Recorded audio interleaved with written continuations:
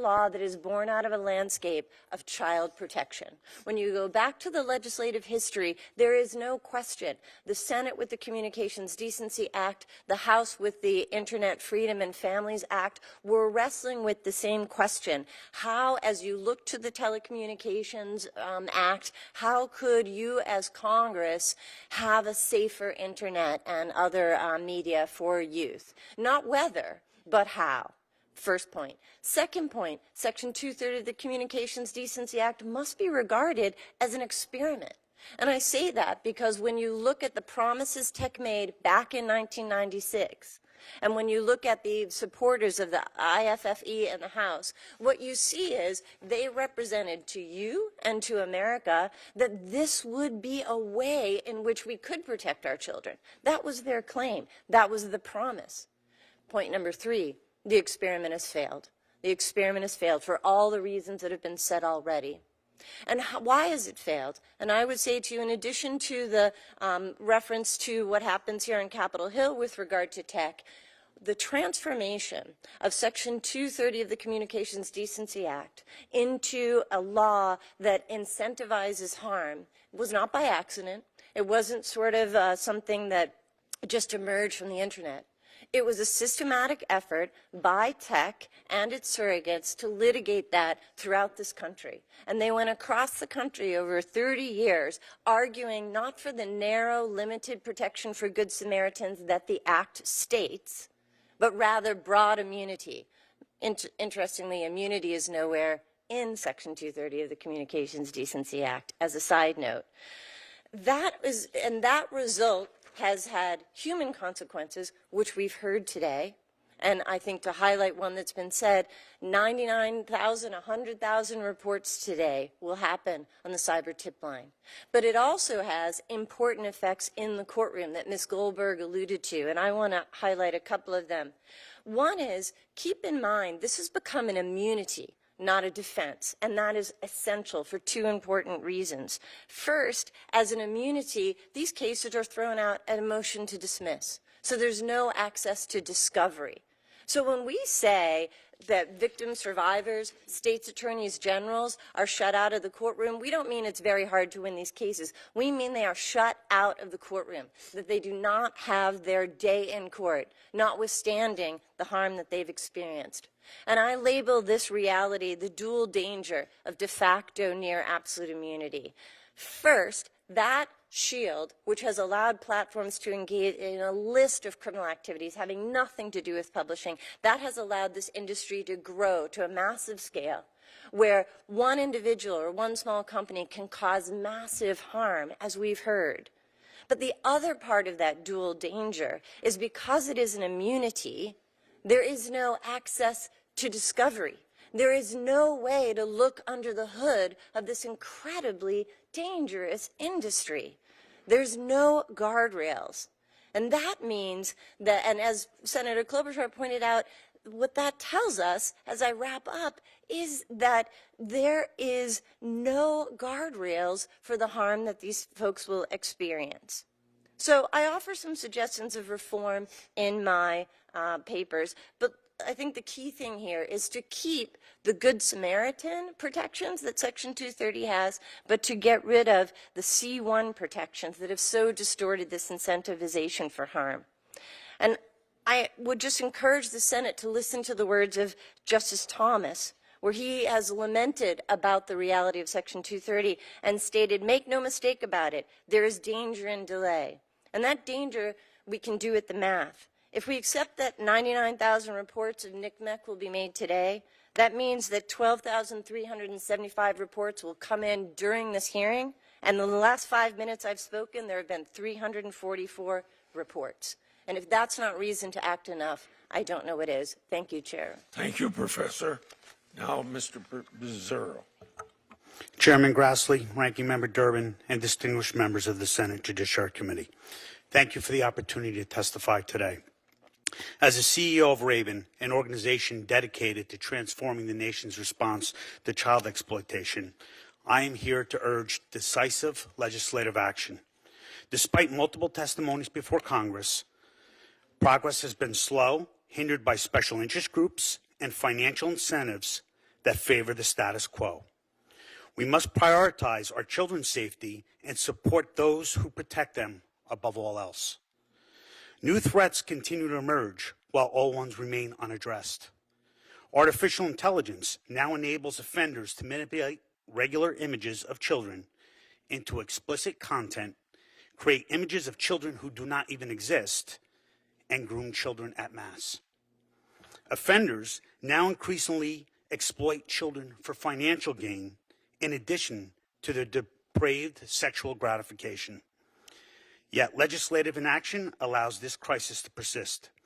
The tech industry has not meaningfully reduced online victimization. Their voluntary cooperation with law enforcement is minimal, allowing offenders to continue exploiting children with impunity. In 2023, for example, there were 36 million cyber tips, yet Apple, holding a 57% market share in the U.S., only reported 275. According to investigators in the field, Discord notifies users of legal process and subpoenas, enabling offenders to erase evidence before law enforcement can act, allowing offenders to continue to target our children. Electronic service providers permit offenders to rejoin platforms under new aliases with the same IP address, while failing to block foreign IP addresses used for sextortion. This lack of enforcement emboldens criminals and leaves our children unprotected. Poor moderation, the lack of parental controls in relation to age identification, and inadequate safety measures further expose children to these dangers. As mentioned a lot today, social media algorithms push harmful content, enabling predators to reach victims globally. AI-powered grooming will allow offenders to manipulate children at scale, mimicking their language and behaviors to establish trust. Troubling, even ChatGPT-like tools can provide information on grooming tactics when framed in seemingly innocent ways. These dangers extend beyond child exploitation to drug access, with platforms facilitating the sale of fentanyl and illicit substances. Law enforcement is overwhelmed and under-resourced. Undercover operations have been highly successful in apprehending offenders, but the increasing volume of cyber tips has made proactive investigations nearly impossible. In the U.S., there are 229,000 IP addresses currently right now trading peer-to-peer images of known child sexual abuse material, yet only 923 are being actually worked. Studies indicate that over 50% of those individuals are hands-on offenders with 8 to 13 victims each. The mental toll on those who investigate these crimes is severe. Prosecutors, child advocates, and law enforcement officers are exposed to daily horrific content leading to burnout and PTSD. We must provide them with adequate wellness resources to ensure they can continue their critical work. As a retired New Jersey State Police commander, I have seen firsthand what can happen. Despite its critical role, the Internet Crimes Against Children program, ICAC, has been chronically underfunded despite being responsible for most of the child investigations in the U.S. While authorized for $60 million in 2008, only $31.9 million has been appropriated. That's $522,000 per task force per year to investigate child exploitation. That's why I urge everyone here to co-sponsor the Protect Our Children Reauthorization Act of 2025. Children are our most valuable resource, and their victimization has lasting consequences on society. Raven stands ready to collaborate with members of the Senate, House, Trump administration, and the CEOs of big tech to develop effective solutions. Quite frankly, the phrase "talk is cheap" is 100% accurate. Action is the only remedy. How many of our children and those who protect them will be impacted as a result of our inaction and debate? Make no mistake, right now offenders are winning, children are suffering. Those fighting to protect them are left to struggle without the support they need to rescue victims, hold offenders accountable, and bolster their own mental health in the process. Legislative action is overdue. The solutions are within your power. Our children are counting on you, and I'm counting on you. Thank you so much. Mr. Balcom. Good morning, Chairman Grassley, Ranking Member Durbin, and distinguished members of the committee. Thank you very much for the opportunity to speak with you today. My name is Stephen Balcom, and I'm the founder and CEO of the Family Online Safety Institute. For nearly 2 decades, FOSI has worked with industry, government, academia, and the nonprofit sector to create a safer digital world for children and families. I'm also here as a father and a newly minted grandfather. Chairman, this is my 3rd time testifying before this committee, having first appeared in July of 1995, a committee hearing called Cyberporn and Children. While much has changed, our mission remains the same. We believe in a 3-pronged approach to online safety: enlightened public policy, industry best practices, and good digital parenting. Our goal is to create protections for kids as well as empower young people to navigate digital spaces safely and responsibly. We want to protect kids on the internet, not from it. Parents of younger children should have the strongest protections possible, including easy-to-find and easy-to-use parental controls. But as kids grow, our role as parents shifts from being helicopter parents to co-pilots, guiding them as they build digital resilience. Research shows that teens value online safety tools like blocking, muting, reporting, and privacy settings. Teaching them to use these effectively fosters independence and self-regulations. We have found that empowerment is often the best form of protection. We must prepare young people to engage safely and thoughtfully with the digital world, equipping them with digital literacy and an understanding of their rights and responsibilities.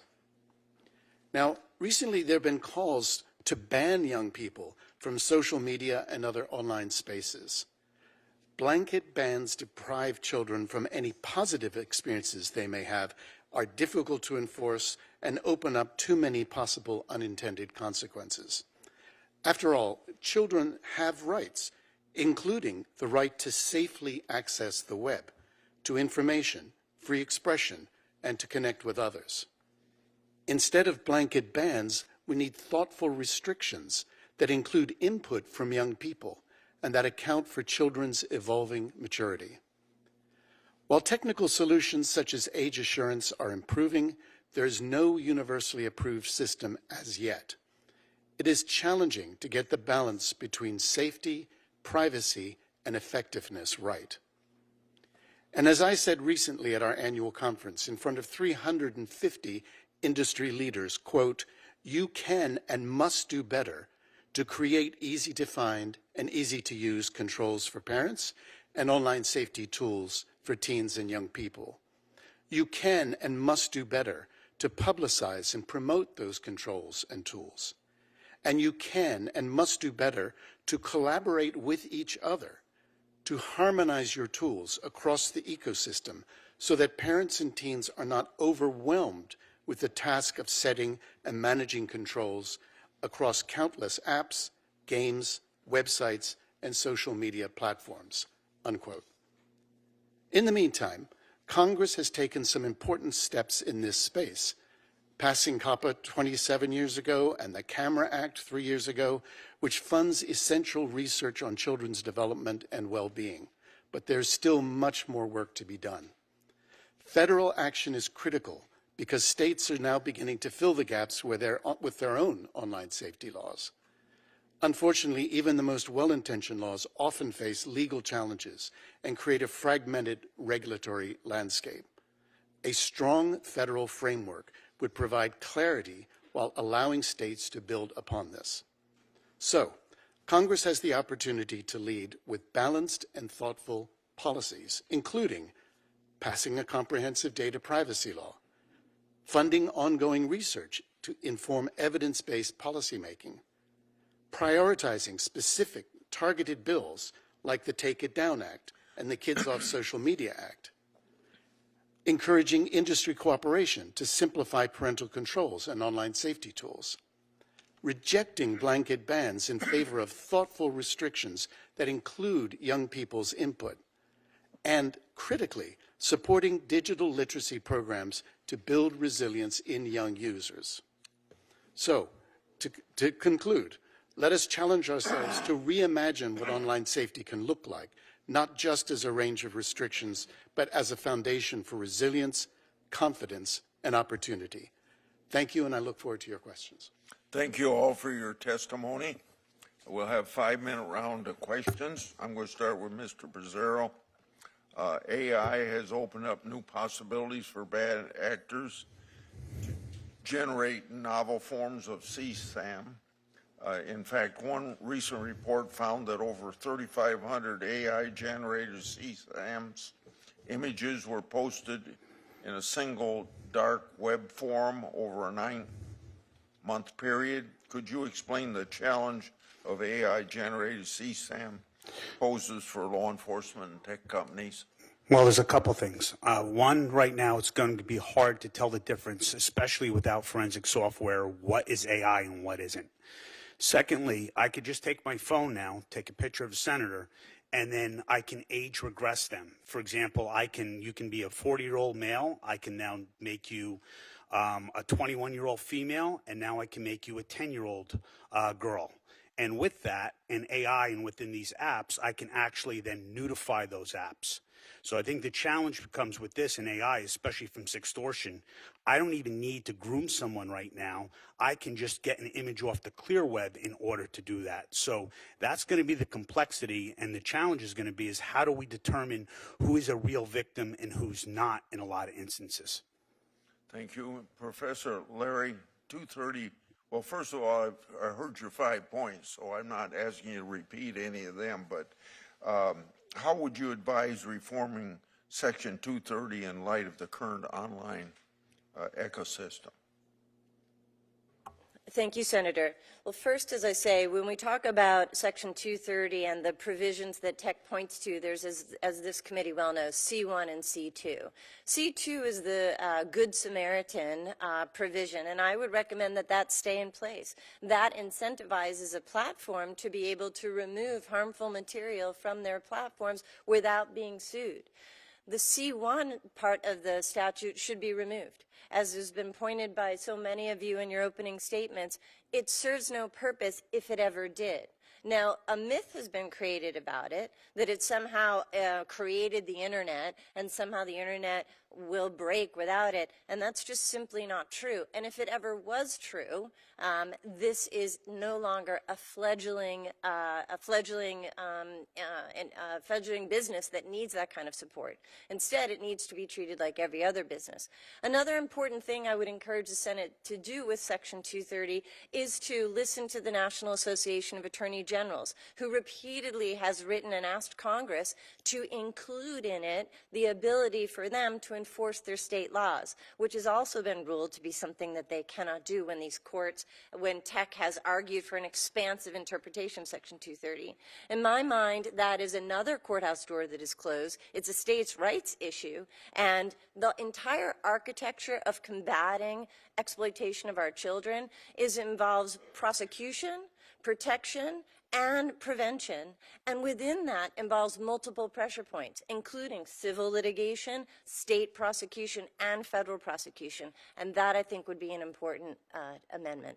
Mr. Pizzaro, obviously it has taken a long time, and maybe it will take a longer time for Section 230 to be reformed, and also putting some more things in that can slow the process up. Beyond that reform and liability for big tech, what steps could companies take to protect children online today? Well, one of the things that they know is they know, for example, I had mentioned in my testimony, Discord, they notify users. They notify users when they get legal process. You know, those are certain internal policies. They know what IP addresses that there are, because if I get banned, I just create a new username.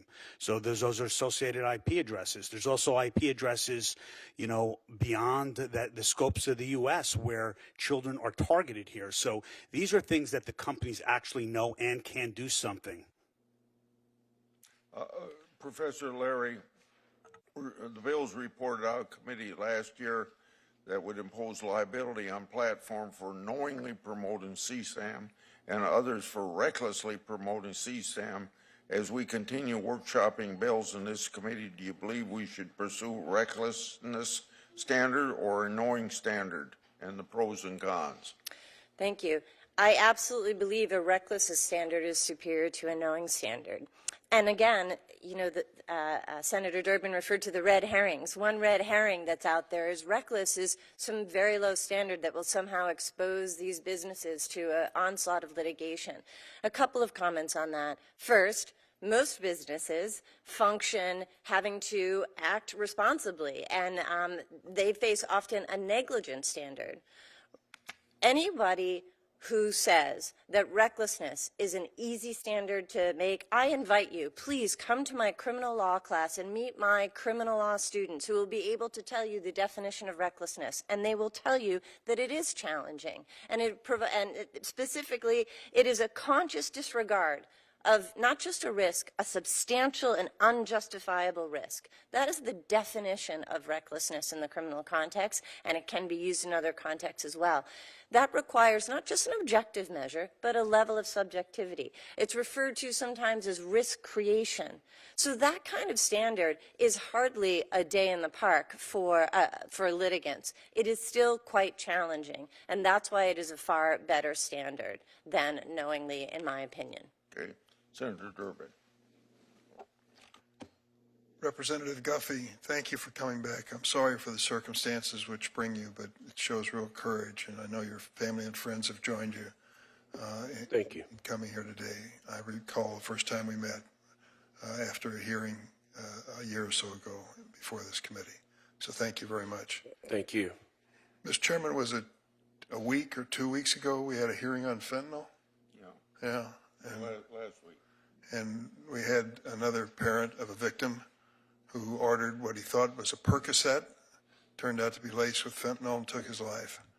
So this is a life or death proposition that we're dealing with here, and you've lived it and living it still. I think we ought to keep it in that context. Professor Leary, I'm struck by one of your statements that you've given to the committee, that this notion that we are preparing 230 as an immunity as opposed to a defense precludes evidence being gathered and discovery taking place. And you say in your remarks to the committee that that diminishes our knowledge of the actual goings on at these tech companies and what they're doing in gathering. I recall what Representative Guffey said in his opening remarks. This is bigger than big tobacco. I know that issue. Over 30 years ago in the House, I introduced a little bill to ban smoking on airplanes. It passed because Congress is the biggest frequent flyer club in the world, and we were sick of it. And it triggered a conversation and a discovery process, and AGs from across the country gathered together and did something significant with this industry. So I'd like you to expound a bit, if you will, as to how this standard precludes our knowledge of what's actually going on in big tech in their response to this challenge. I think that the gathering of that information for the tobacco companies, the demonstration of their lying to the public about the safety of their product, for example, really led to their downfall. I think the same could be true here. Thank you, Senator. I think that you are 100% correct on that. When a defendant has a defense, as I know the committee knows, but to be responsive to the question, there's a period of discovery beforehand. Like contributory negligence. Exactly, or things of that nature. There's a period of discovery where the plaintiffs can, who've made a good faith claim, can get information to build on their case, and the defendants can also provide information which may exculpate them. The way that Section 230 has been interpreted, it is an immunity. And so prior to discovery is when these platforms are coming into court and saying, Judge, we don't have to defend ourselves. We don't even have to litigate this case. You should dismiss it now. Motions to dismiss prior to discovery. The only way that I would say the public has learned a lot of the information about big tech, for example, that I believe led to COSA and some of the other duty of care, has been through what? Congressional investigations. I'm reminded of the back page of congressional investigation, which was a 2-year investigation, or whistleblowers and hearings. That's how we are learning this information, and only by getting this information can we then make informed choices about what's the appropriate legislative text. If I could just say quickly, Justice Thomas commented on this, and he has underscored this when he said, look, let's keep in mind, if we fix Section 230, that's not exactly what he said, but after that, he said, quote, it would simply give plaintiffs a chance to raise their claims in the first place. Plaintiffs must still prove the merits of their case, and some claims will undoubtedly fail. But states and the federal government will be able to update their liability laws to be more appropriate for an internet-driven society. If I can make one final point in the closing seconds here. Going back to my analogy, smoking on airplanes and ultimately dealing with the tobacco issue in a much larger context, the initial bill that I introduced and passed in the House banned smoking on airplanes on flights of 2 hours or less. People said, what are you talking about? If it's dangerous regardless of the duration of the flight. The reason was I had a Minnesota congressman who was a chain smoker who was holding up my bill, and I went to him. He's passed. So timely that I went to him and I said, Marty, how long can you go without a cigarette? And he said 2 hours. So I put that in the bill, and he didn't object to it, and it moved forward. There are things that we're dealing with in some of these bills which are compromises to try to move the issue forward to make progress toward our goal. So don't assume that any language is final. It is all in flux and subject to negotiation. But thank you for joining us. Senator Lee. Thank you, Mr. Chairman. First, I'd like to thank all the witnesses for being here and for testifying on this important issue. These are not easy issues to talk about, and not easy in particular because of the tragic circumstances that have regrettably brought you here. Representative Guffey, I want to express my sympathy to you for the loss of your son, Gavin. No parent should ever have to go through that. And I want to commend you on your courage and the strength that you've shown as you continue to fight to protect all children. Thank you. And Ms. Goldberg, with what you've gone through, likewise, heart goes out to you and to anyone else who has experienced the things that you're describing. For the past several years, I've strongly advocated for reforming Section 230 of the Communications Decency Act. And this is due to increasing concerns about how social media platforms are operating and how they're utilizing Section 230. The platforms have enabled child sexual exploitation, and promoted harmful challenges to children, and facilitated drug trafficking, in many cases, to minors. Now, first, I introduced the PROTECT Act on this point, which mandates stricter safeguards on websites hosting pornographic content. Victims of online exploitation have faced an uphill battle for years, struggling to get online platforms to remove images that were non-consensually obtained.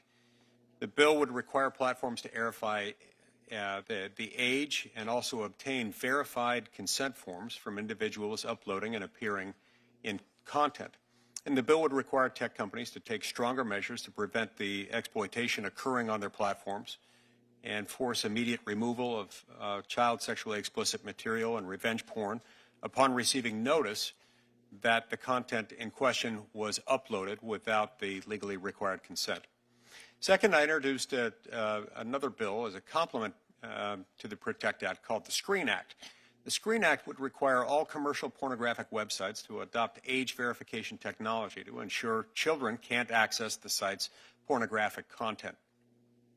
In the 20 years since the Supreme Court last examined this issue in earnest, technological advances have demonstrated that prior methods of restricting minors' access to pornography online were ineffective.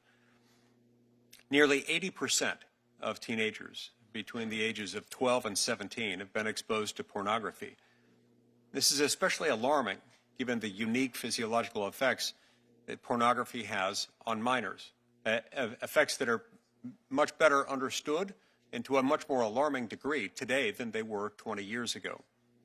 Finally, I introduced a third bill called the App Store Accountability Act, which would prevent underage users from downloading apps with pornography, extreme violence, and other harmful content, while making it easier for parents to sue the gatekeepers of the content in question. Technology has advanced significantly over the last 2 decades. Modern age verification technology is now the least restrictive, least intrusive, and most effective means to which Congress has ready access to protect our children from exposure to online pornography. Ms. Goldberg, if it's okay, I'd like to start with you.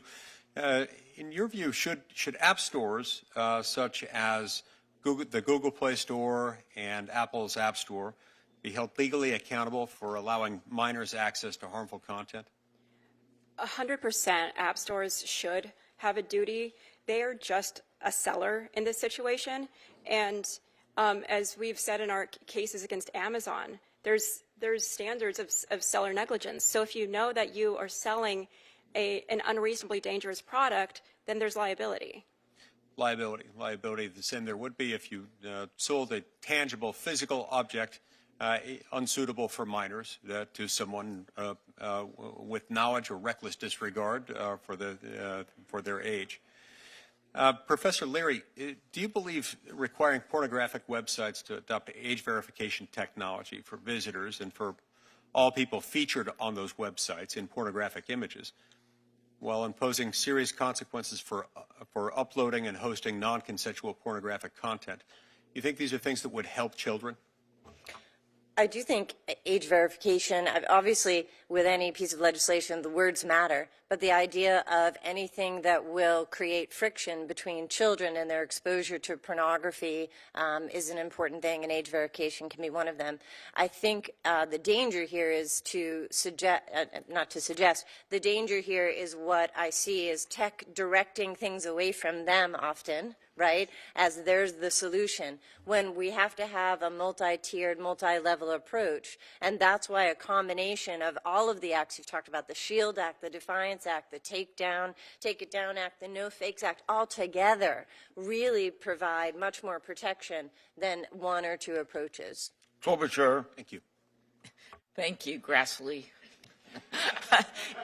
It is wonderful to be here and to hear your incredible testimony. Got through 3 of you, I think. And I first want to lead with you, Representative Guffey. Watching your family behind you, I can friends, how difficult this must be and how heartfelt your testimony was. I don't know how anyone can listen to you and not want to get something done here. So I want to thank you for that. You've described how victims of these crimes often suffer from mental health trauma. Can you quickly elaborate on why even the threat of the non-consensual distribution of explicit images can be tragic? The threat is the most dangerous part of it. Not even the sharing of the images themselves are as bad of the threat, because you are taking your deepest, darkest shame or your most private moment and the threat of sending it out to complete strangers is complete vulnerability. And I believe that in this country we've lost grace, and we have too often kicked people for the mistakes that they make, and we tell our kids that everything you do online will stay with you forever. Well, imagine if you just took your darkest moment and just posted it online. Mm-hmm. Exactly. Federal. Why should this be federal? Well, on a state level, I can tell you from submitting legislation, passing legislation, I have submitted things such as the PROTECT Act, the App Store Accountability Act. We need help on a federal level because Section 230 is causing states to go at this 20 different directions. Totally. Yeah. And if 230 isn't going to fix it, and the states are fed up on how ineffective Congress has been, we're going to continue to try to go at it any and every way we can. But it would be a whole lot nicer to have uniform code across the country instead of just protecting children in one state. Like you might do with the airplane seat rules that I just brought up. Yes. You don't have those state by state. That would be very difficult Yes. to get any results. Mr. Pizarro, could you talk about why it's important that Congress pass these bills to give federal law enforcement tools? As you know, Senator Cornyn and I have this SHIELD Act, which is really important, ahead of its time, and then the Take It Down Act requires the platforms to take these down immediately, the non-consensual images, but also make sure that there is criminal liability for those that are posting it. Could you talk about why that helps federal law enforcement? Sure. The challenge becomes in investigating between state and federal. There's a lot of gaps. So as an investigator, there's areas where I can't successfully prosecute or have the actual law in order to facilitate things. So especially if you go to rural areas where there's not a state perspective, where there's not really good laws, you're going to need that federal law in that aspect. So what SHIELD does, it fills that legislative gap in order for us to actually effectually do our jobs. Good point. And another question on the fentanyl and the drug track. The DEA recently found that 1/3 of fentanyl cases they investigated had direct ties to social media. Others, like the National Crime Prevention Council, estimate that 80% of teen and young adult fentanyl poisoning deaths can be tracked back to social media. It's not a statistic, it's actual lives lost. How do the design of an algorithmic recommendations by online platforms contribute to the facilitation of drug sales? Well, I could tell you this even going back when I first started, not aging myself, but when there was cloned pagers and we were doing cartels, this is just the advent of technology. And with these tech companies and the AI algorithms, what they push, that's what they're going to see. So it doesn't matter. There is no, one of the things I asked Meta, I asked Snap, I asked a lot of these companies, can you explain your algorithms? No one can and no one will, because again, it's about business. It's about pushing that content, and that's what children are seeing. So that's why they're at risk. Thank you. My last question of you, Ms. Goldberg. You have represented over 1,000 victims of revenge porn, just to give people a sense of those numbers. Of course, there's tens of thousands out there that never were represented. Can you discuss the challenges you face in getting justice for your clients and why passage of federal laws like the SHIELD Act and the Take It Down Act would make a difference? Sure. When I started representing victims of revenge porn 10 years ago, there were 3 states that had laws, and everyone wanted to blame the victims and said you shouldn't have taken that picture in the first place. And it wasn't until we were testifying about it and actually making people realize that the liability needs to be in the hands of the offenders. There's a responsibility in being the recipient of it. But the bigger problem, though, was that the platforms were the ones that were distributing the content at scale.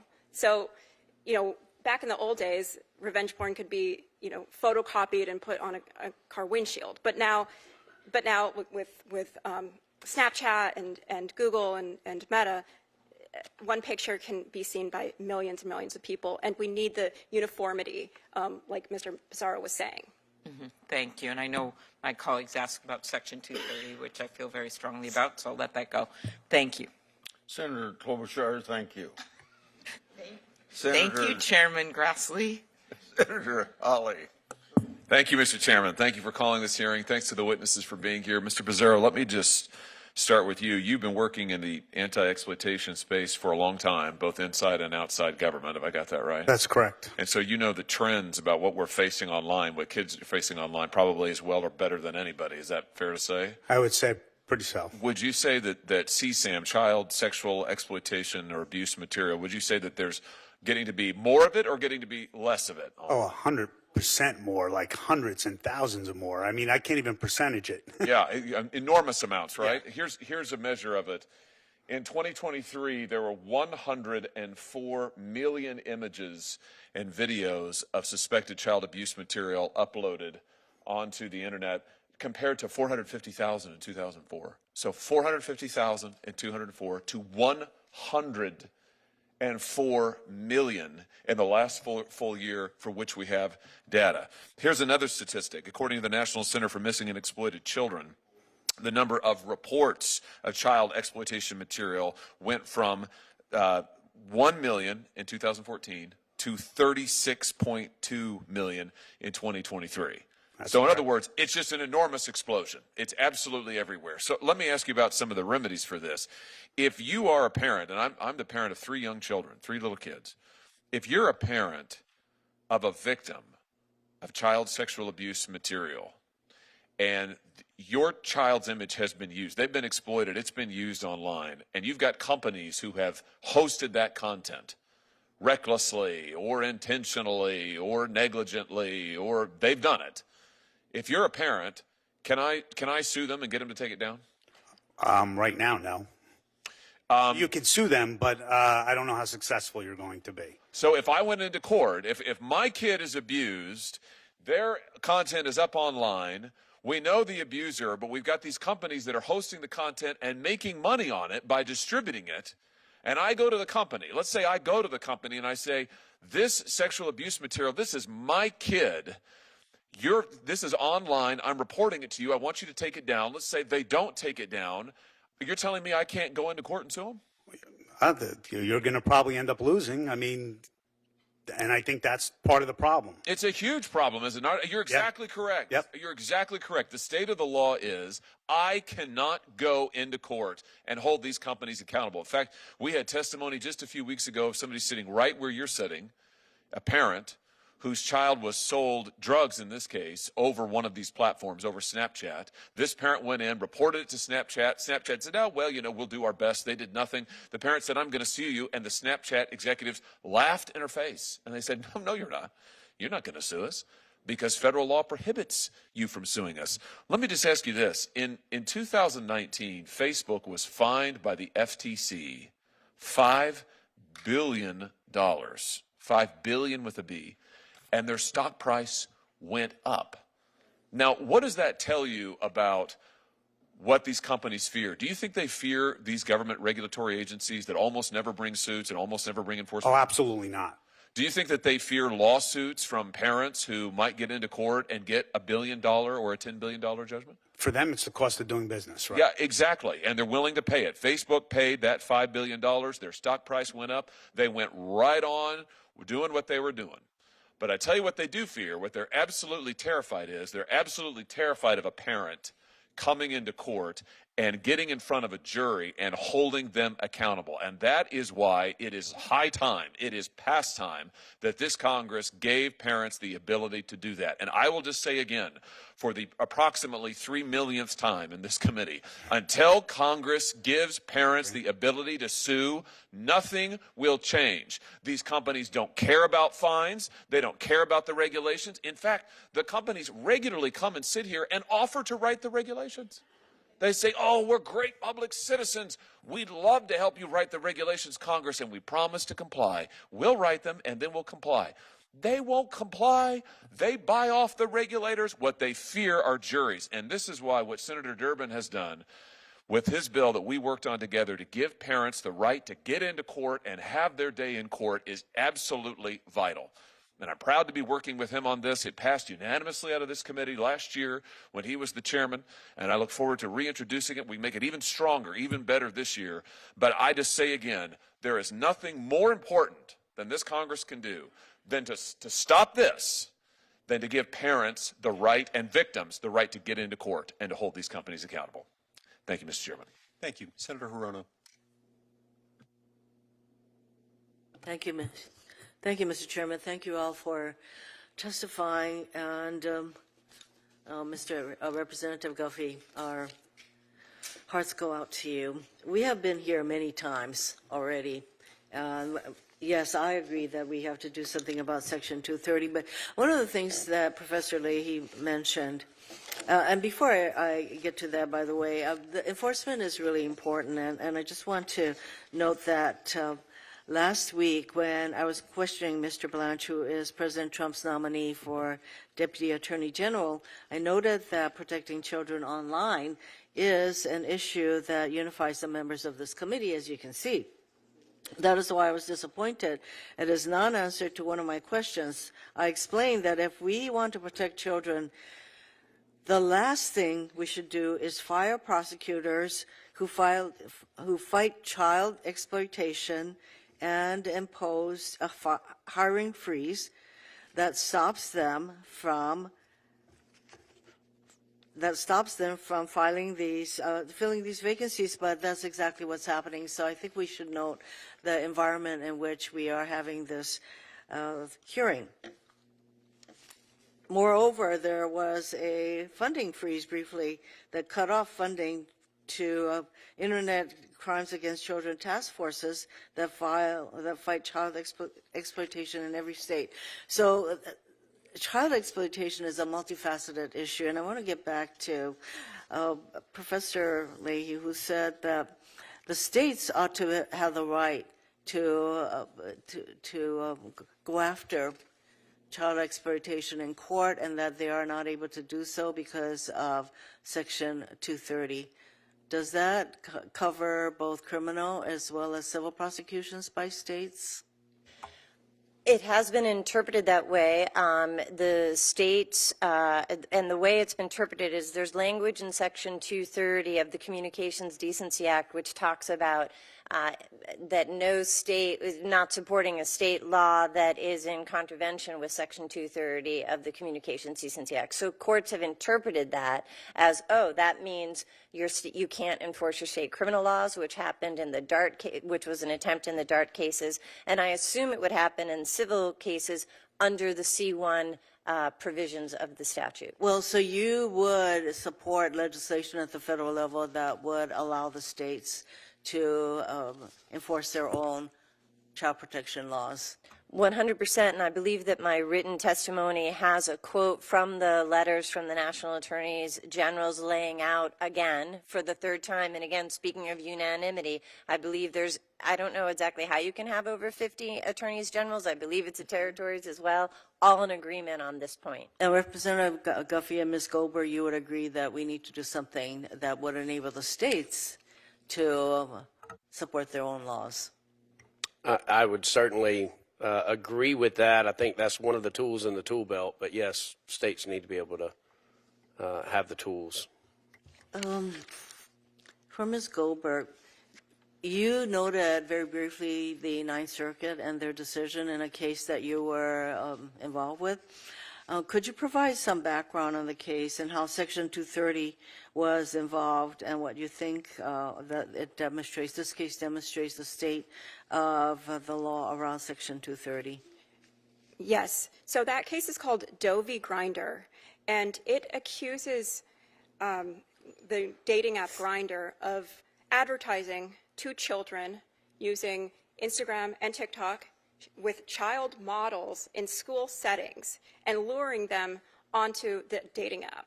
And as I said in my complaint, there's statistics that 50% of gay kids who are sexually active have their first sexual experience with an adult that they meet on Grindr.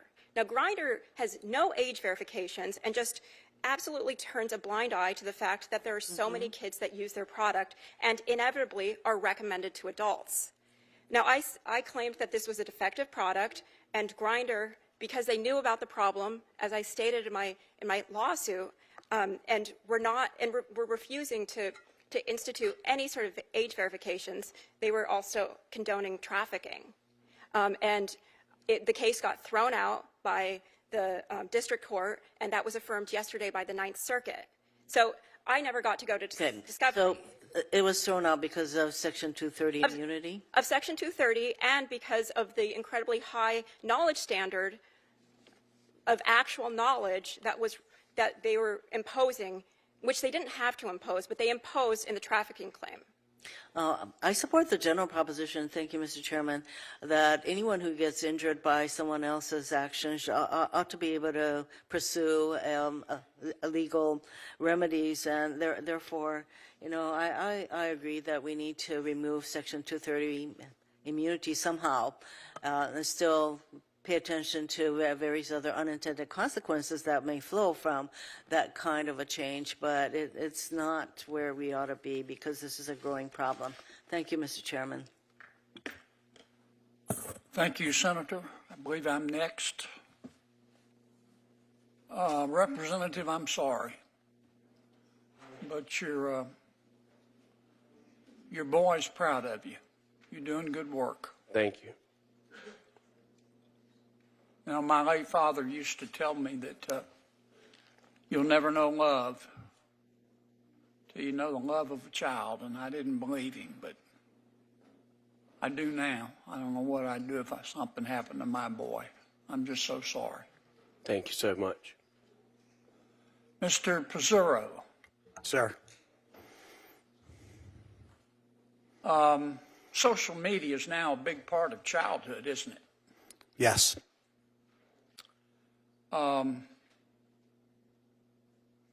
Can we agree that big parts of social media have just become cesspools of snark?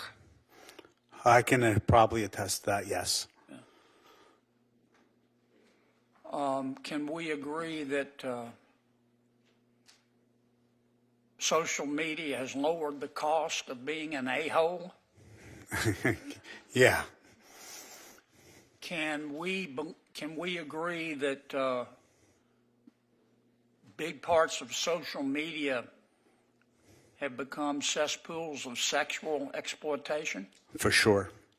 And I assume you'd agree with me if I said that social media has lowered the cost of being a pedophile, hasn't it?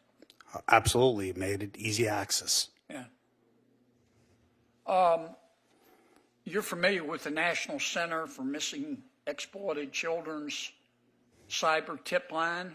Yes. Are the social media companies required to report instances of child sexual exploitation to the National Center? Of what they see. Okay.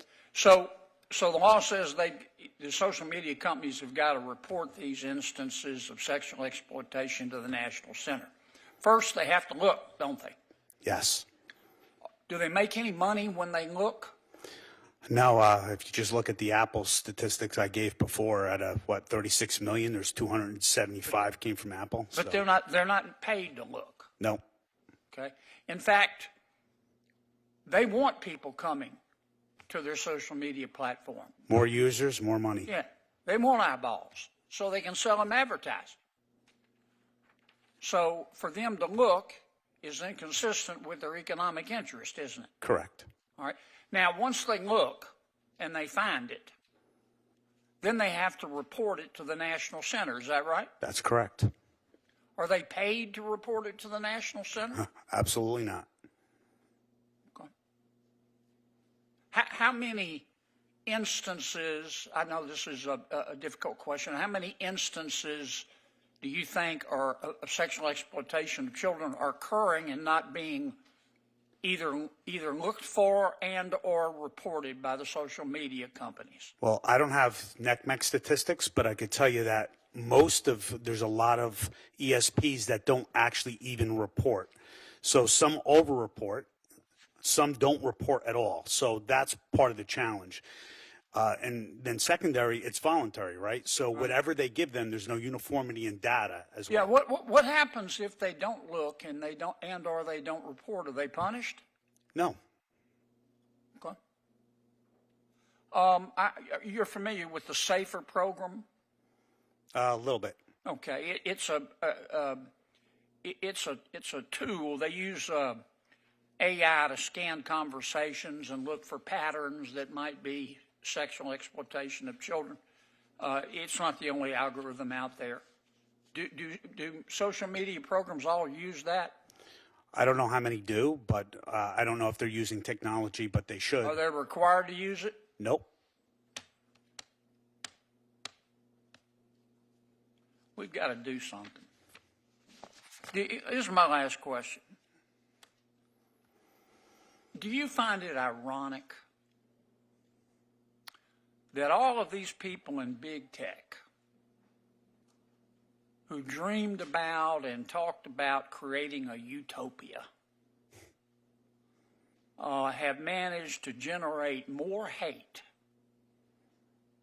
and more harm than anyone could ever have possibly imagined, all to make money. And lots of money they made. You find that ironic? Very.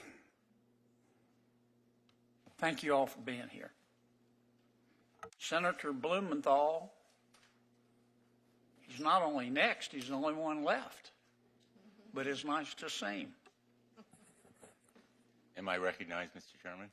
Mr. Ranking Member, or I'm the you chairman. presiding? That's I'm the chairman, Blumenthal. That may be the reason I'm the only one left. Could be. I'm looking forward to your questioning, and I'm going to turn the gavel over to Senator Blackburn. Thank you, Chairman Blackburn. Representative Guffey, thank you for being here today, and I think our hearts go out to you. I know I'm not the first to have said it, but your courage and strength makes an enormous difference. I know how strongly you supported the Kids Online Safety Act, and I am deeply grateful to you for your support and your activism in going to Louisiana, for example, seeking to talk to Representative Scalise and Representative Speaker Johnson on behalf of that bill. You did an article that I would like to have entered into the record, if there's no objection, and there seems to be none. When you went to see Representatives Scalise and Johnson, were you given an opportunity to talk to them? No, sir. Myself or the other parents, we did meet with Representative Scalise's staff, which of course was in district at that time, but even coming up here to the Hill, unable to meet with either one of the representatives. Would you like to meet with them? I would love to. Well, we'll try to arrange it for you. Thank you, sir. And they'll hear from you. I'm hoping they'll support the bill this time. You agree? I 1,000% agree. Why don't you tell us as a parent, but also as an advocate and the author of that article, why you think some of the arguments made against COSA based on a supposed free speech thesis are incorrect? I believe it's all follow the money.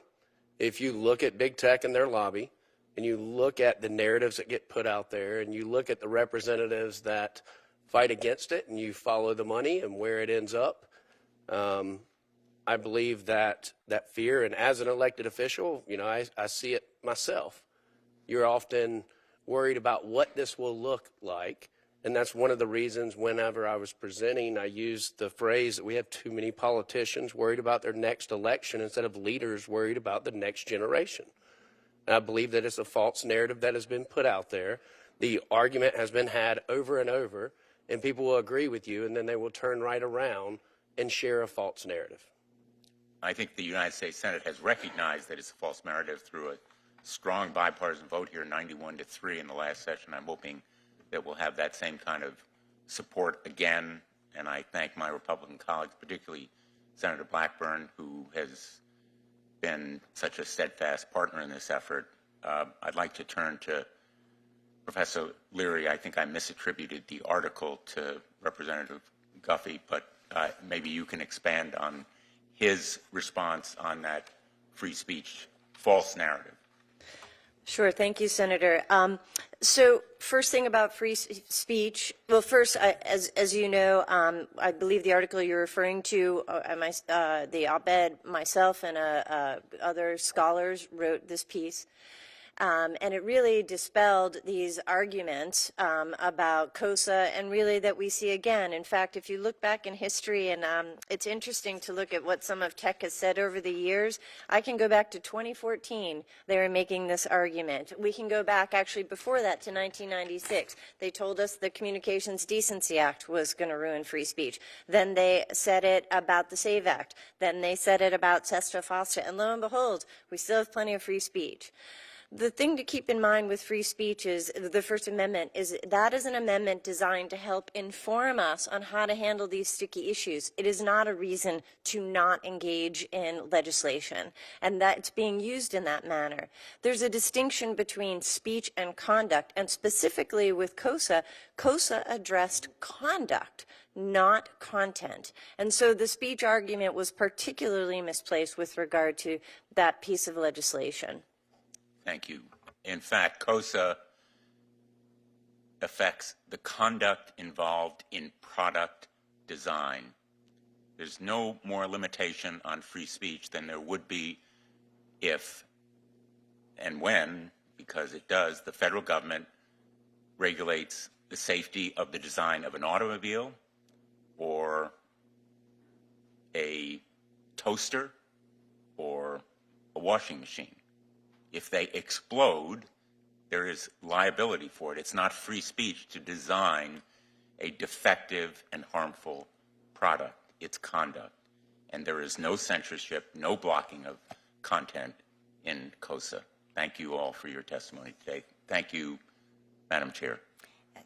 Thank you. And Professor Leary, I'm going to stay right with you for my question. I appreciated so much that op-ed that you had put together and the difference that you're making there, that it was not a free speech infringement. This is, as Senator Blumenthal said, product design, as you said, conduct. But we know the reason that Meta and Google and the groups lobbied, just millions of dollars spent lobbying against this, is because they have assigned a dollar value to each and every kid. And I think the dollar value is $270. And so our kids are the product. And it is so unseemly. To me, it is absolutely disgusting that they devalue the lives of young people in this manner. Mr. Pizzurro, I want to come to you. Senator Klobuchar and I have the National Human Trafficking Database Act, which would establish a database at DOJ's Office for Victims of Crimes and incentivizes states to collect and to enter and share their data. What we're trying to do is get a full picture of what is happening in each of the 50 states when it comes to human trafficking. And we have really had a tough time doing this and finding those people that are behind these human trafficking rings. I know your organization, Raven, Yes. has been supportive of the bill. Yes. I'd like for you to talk for just a minute about why having a national database is so vitally important to breaking this modern-day slavery apart.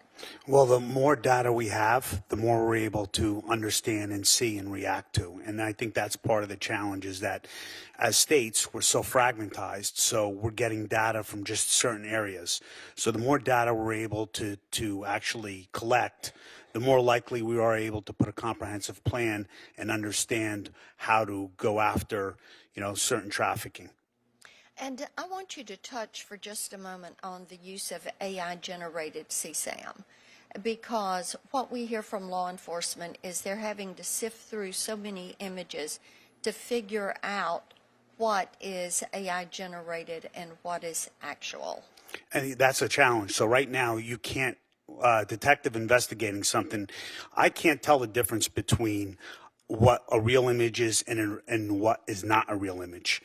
So technology exists now. I can make those images whoever I want. I can make a child from an adult. And the challenge really becomes is now I could take your images off the ClearNet, off of social media, off of open profiles, and then turn that person into a child, or better yet, have sexually explicit images. The challenge is going to be we can't see it unless we have the software capabilities in order to actually do that, which again, we don't have. I appreciate that. And Senators Coons, Klobuchar, Tillis, and I introduced the No Fakes Act to deal with AI-generated voice and visual likeness of individuals, and we think that this will play an important role in a remedy for AI-generated CSAM.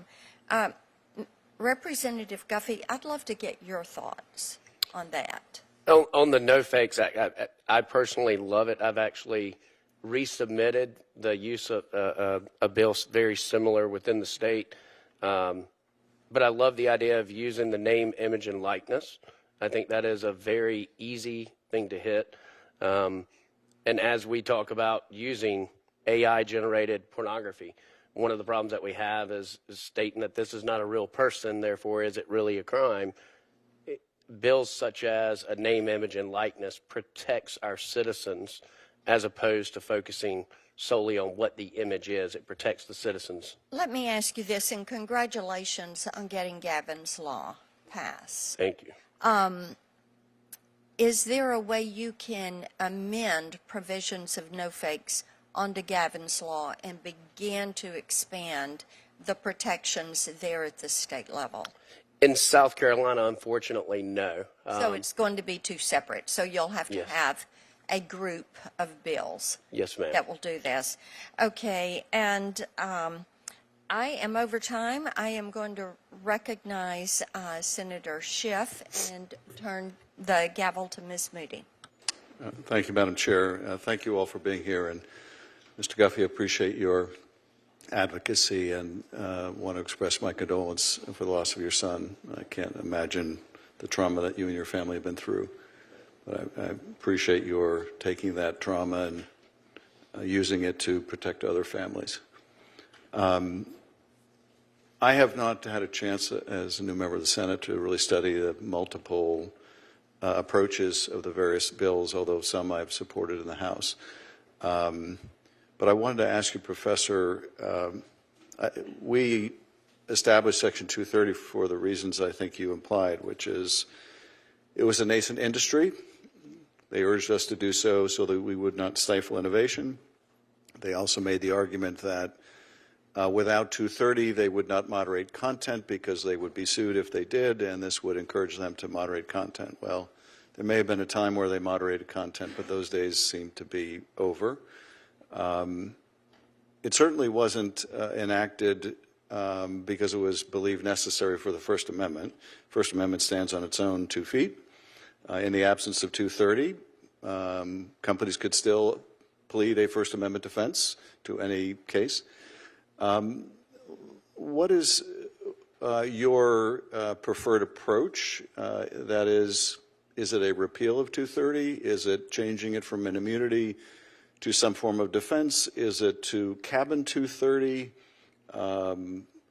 in some way by narrowing the scope? What are the merits of the various approaches? Thank you, Senator. I would say that it's important to, a couple of things. I would say that there was discussion in the deep background about this free internet nascent industry. And when we look at the policies and the findings at the beginning of Section 230 of the Communications Decency Act, there is languages to that. But I would repeat the overwhelming background and discussion was about the child protection piece. And therefore, I think that the concern, I think that better than repealing the entire thing is to keep the C2 language, which gives a cover, gives a protection to a platform if they do, and specifically, if they remove anything they consider to be obscene, lewd, lascivious, filthy, excessively violent, harassing, or otherwise objectionable. That will protect them. That's all they need. They do not need C1, which is what has been turned into this de facto near absolute immunity.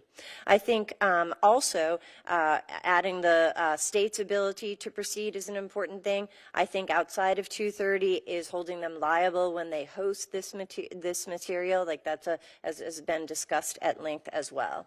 So I think that those and some of the other things that I've listed, but I don't want to use up too much of your time, all work together to respond to the complex crime. And counsel, in your representation of clients in this area, what do you believe would be most helpful in terms of making sure that you can get the discovery you need and that that we have established the right protections and the right burdens in terms of the platforms and the pipelines? Thank you. I agree. We are long overdue to just abolish Section 230. But what's important is that clients need to get into discovery so that they can actually know what, the extent of the problem.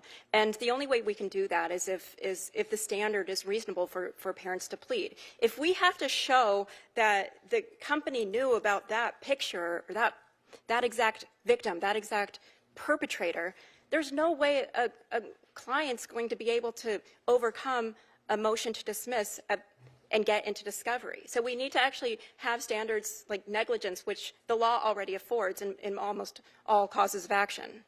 So let me ask this question. I don't think there's any doubt that if the companies devoted their technological capability to trying to solve this problem, that they could make enormous gains. They wouldn't be able to eliminate the problem altogether, but nonetheless, they could prove very effective. What would you propose the new standard be then? That is, if it's not going to be possible to completely do away with this, the standard can't be perfection. How would you define the standard of care that you would expect the industry to follow, given that it hasn't had to follow any standard with the protections of 230? And if you could just quickly answer that. Sure. Well, these are products, so strict liability should apply here. If these companies have created a defective product, then all users should be able to sue them without having to even prove a duty if the product injured them. Thank you. Thank you, Senator. Appreciate you being here today. I have been so impressed with this committee. I'm a senator all of 4 weeks, so get ready. I bring to it with an array of passions I have acquired, not just as an attorney general, but as a mother of a teenager right now. And I'm so impressed with the topics that we have focused on, and specifically this one. It was shocking to me that the Senate was able to move forward pretty unanimously on some protections for children, and they ran right into the House that did not go along with some of those things. And I'm hoping that we can change that. As Attorney General, obviously, I fought in court against many of the platforms. I investigated platforms for harms to children. I am the mother dealing with this now. In fact, I tell people all the time, it is really hard to be one of the first generations of parents trying to parent children, and we don't understand what we're doing because we don't understand the technology to the degree they do. In fact, when I'm going through some of the controls, I often have to ask my kid what that means, which seems to defeat the purpose. But here we are. And while I can break down what we're addressing today by privacy concerns of children, certainly, harm to children, whether that is mental affects, addiction, or materials that they never would have been exposed to in the past, but they now have ready access to. One of the things I want to talk about quickly is the access to our children by predators and bad actors. I think this is this third lane that we read about repeatedly in the paper every single day. In my state, from doctors to predators to you name it, they are getting access to our children, and parents in the past could lock our children's bedroom doors and know they were safe at night, but that is not the reality anymore. In fact, in my own child's school, there were 5 teenage boys. A woman was arrested for posing as one and luring them and molesting them online, I think using Snapchat and TikTok. And of course, when you engage with the platforms, they will often deny that this is happening. But it is happening. And the best people that can represent that are the parents, where it's happening to their children in their homes while they thought they were safe. And so I really commend you as a fellow parent, Mr. Guffey, for taking your pain and channeling that into just frustration and anger, because that is what is going to get the attention of lawmakers. I mean, we've tried to get the attention of the platforms. We've talked a lot about what needs to be done to force some restrictions and them acting on their own. But we need to talk about what needs to be done through laws. And what I'm specifically concerned about, and I would open this up to whoever wants to answer this question, what is the thing that we can do as lawmakers right now to stop predators from getting access to our children? I'll go ahead. Let me start down there and then we'll come to I want to use this as an example because the comment was made that we essentially have different laws for the outside world than we do from the inside world.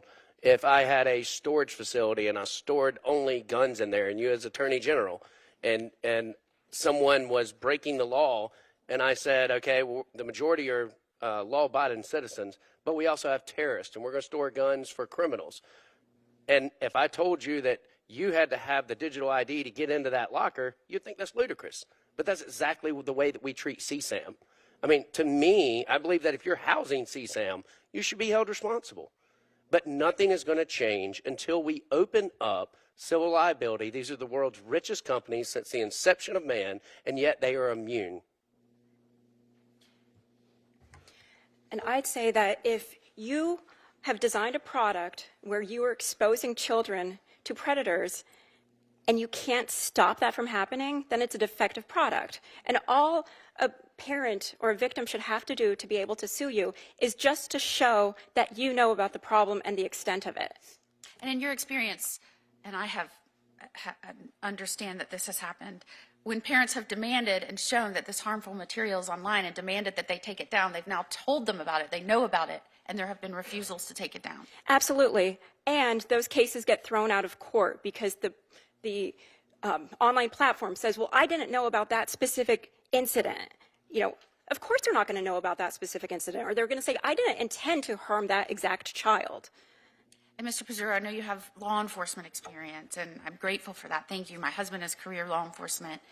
Understanding that predators can now get to our children through online platforms and online, what is the number one thing you would recommend to prevent that we can do as Congress? Device-based age verification. You mentioned parental controls. If there was a framework for a parent just to shut the spigot off and make it easy rather than go through 25 different apps, the companies have this. We can stop it at the device level.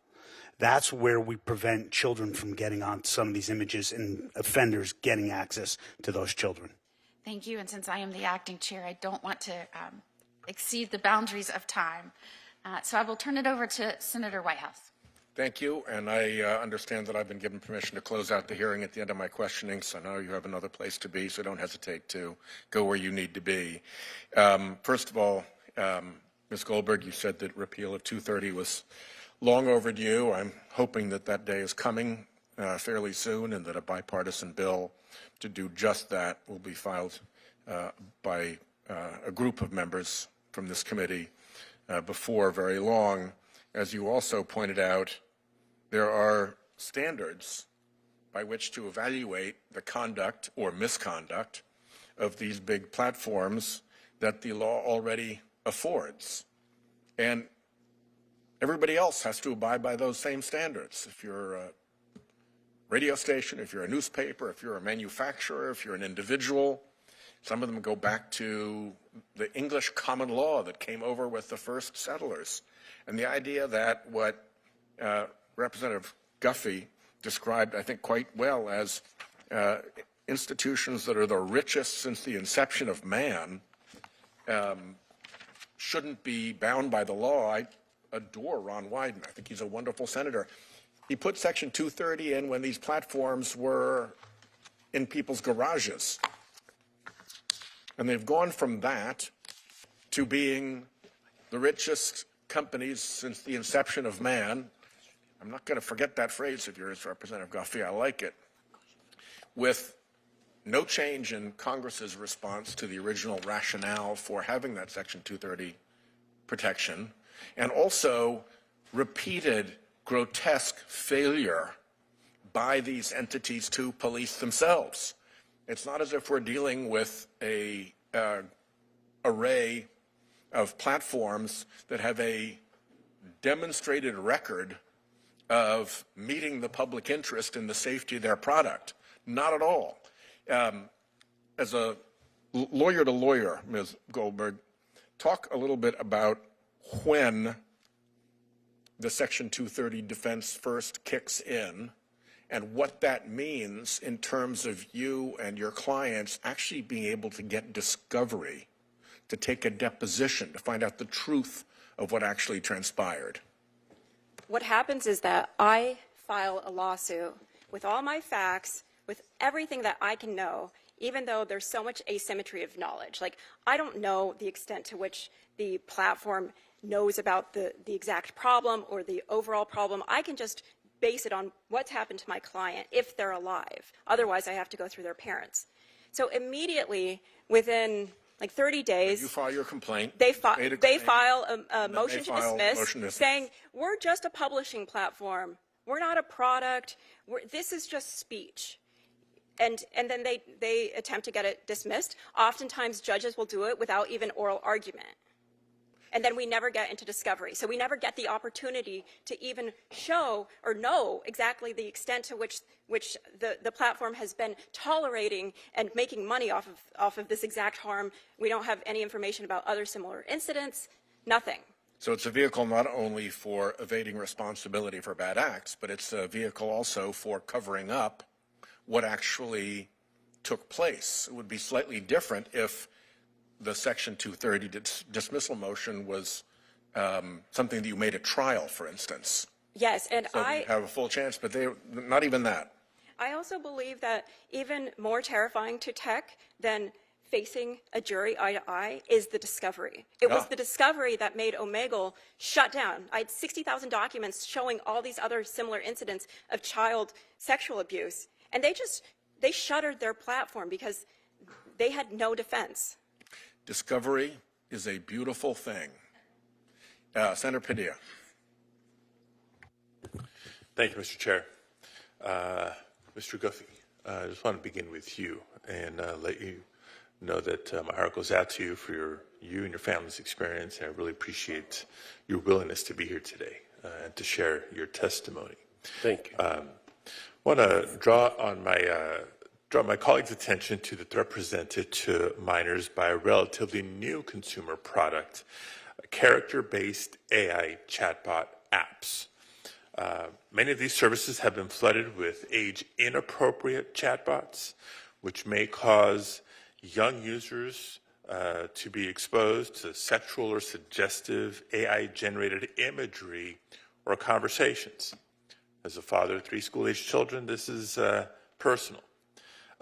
Further conversations with these chatbots can end tragically, as we've heard reports. Since 2023, at least 2 individuals have died by suicide following extensive conversations with AI chatbots. So the threat, colleagues, the risk is real. Mr. Guffey, how would you recommend that this committee begin to think about or think through the risk posed by this emerging consumer product category? Whenever it comes to AI, I would have to lean more on some of the other panelists up here on their expertise when addressing chatbots. Chatbots is something new that I've just started really looking into, but on the legal side, I'm not an attorney. So I'm an angry parent that tries to throw it against the wall, whereas the attorneys are the ones who have to say, this is what will hold up in court, this is what will not. Well, we've had to figure out the legalese, but I do think you have the most important voice here, given your experience. I mean, the chatbot piece is just the next iteration. Yes, sir. Of this technology. We know what technology was when you and I were much younger. Everything. But what children have to contend with today, we can only imagine what's coming. Well, and that's the exact problem. It's not just the problem. That's the problem of today, but it's as tech is evolving, our laws don't move fast enough to keep up with. And I believe that having that liability and being able to hold these companies responsible for what they are presenting, if we instead of taking online services and treating it as a service, if we can simply treat it as a product, then we can hold them to consumer protection laws. Senator, if I may, I think we should think about the international context in which this is playing out, because the recent AI summit in Paris was called the AI Security Summit rather than the AI Safety Summit, which had taken place in the UK and I believe in Korea. And there's been a shift away from the prevailing thought that we must make these products safe. And instead, and particularly this administration, is urging the vast and quick expansion of these tools. And I think you have a role, and your colleagues have a role, to bring that focus back. And I dearly hope you do. Ms. Goldberg, you seem anxious. I do. One of my close friends, Matthew Bergman, is actually litigating a case against Character AI where the bot encouraged addictive behavior and ultimately led the child to die by suicide. And I think what we'll find is that there's a possibility that courts will perceive this speech as the corporation's own speech, and that in that case, Character AI is owned by Google, and that it won't overcome a Section 230 challenge. Okay, very good point, actually. So what I would do, just in the interest of time, is invite all of you to respond to the same question after the hearing as part of our questions for the record, because I do want to get to at least one more topic, and I understand Senator Graham is on his way back as well. Last Congress, we had a hearing very similar to this, but instead of you five sitting in front of us testifying, it was actually the CEOs of the 5 largest social media companies testifying to the committee. And I had the opportunity then to ask them each about the parental tools that they offer, or didn't, but I think all of them have offered some sort of parental tool to help parents, help minors safely navigate the use of their respective services. I asked them to describe what those tools were, and more specifically, what the adoption and use rates of those tools were. Because you can have tools and protections out there, and you can debate whether it's sufficient or not, but if people aren't even utilizing them, then kind of what's the point? And sadly, they either didn't share how widely used these tools were, didn't provide the data, and they're all very big into data, or what data they did show demonstrated to us that the usage rates were actually very low. So the conclusion, unavoidable, undeniable, is that the industry isn't doing enough to let parents know what resources are available and aren't investing enough into understanding why these so-called protections aren't being adopted at greater rates. Mr. Balcom, in your testimony, you observed that these controls would better serve minors and their guardians if they were standardized, interoperable, and unified between apps, devices, and brands. How do you think we can make that a reality? Well, I often use the example of the automobile industry. Back in the 50s and 60s, if you got out of one car and into another, you may not necessarily know where the blinkers are or the light switches were. Even the logos for those were different in different car makes. Well, laws came into place in the 60s, and in fact, now when you get into a new rental car, you know exactly where the indicators are, you know exactly where the lights are, and the symbols are all the same.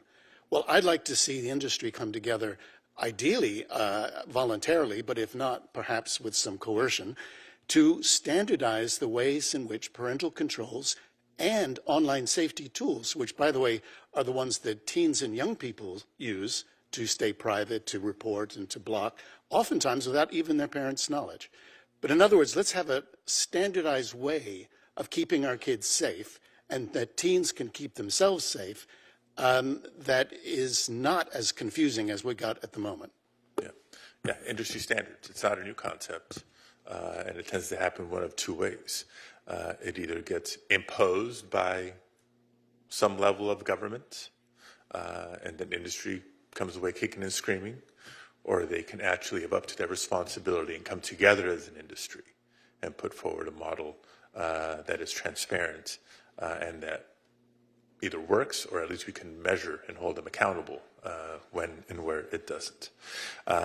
I know it's been a long morning for all of you. Very, very much appreciate your participation in today's hearing and the work that you do and the perspectives that you've offered.